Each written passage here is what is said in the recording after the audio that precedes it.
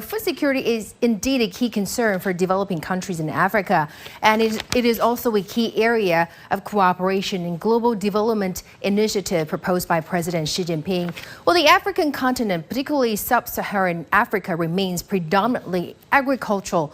In most countries, agriculture accounts for over 30% of GDP, with more than 70% of the population involved in farming and most people living in rural areas. So agriculture is crucial to these countries' economies and societies.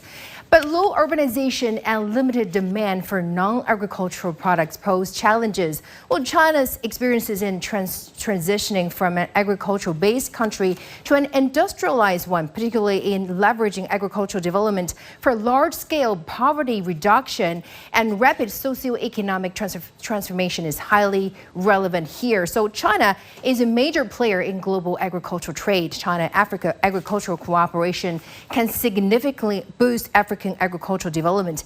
Well, in the first half of 2024, China imported a total of 84.18 million metric tons of grain, with increased imports of wheat and soybeans. In recent years, China has reached a series of trade agreements with African countries. For example, China and Tanzania reached an agreement on soybean trade in 2020, making Tanzania one of China's soybean suppliers.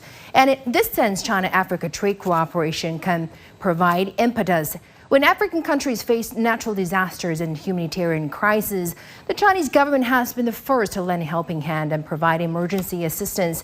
Well, from 2021 to now, China has provided nearly 700 million yuan in emergency food aid to more than 30 countries, helping them solve their urgent food needs and overcome current difficulties.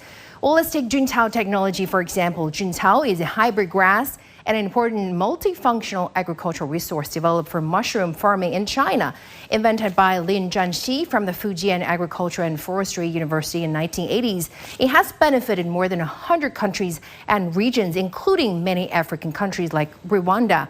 Well, since 2006, Chinese experts have been working with the Rwandan government on the use of Juntao, promoting this and other agricultural technologies at the China-Rwanda Agriculture Technology Demonstration Center in southern Rwanda. So far, more than 35,000 Rwandan farmers have been trained at the center.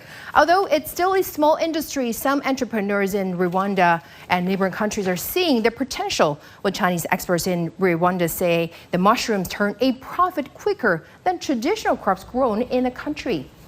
Well, definitely vast potential there in the Right, African absolutely. States. Thank you, Hona, for the report.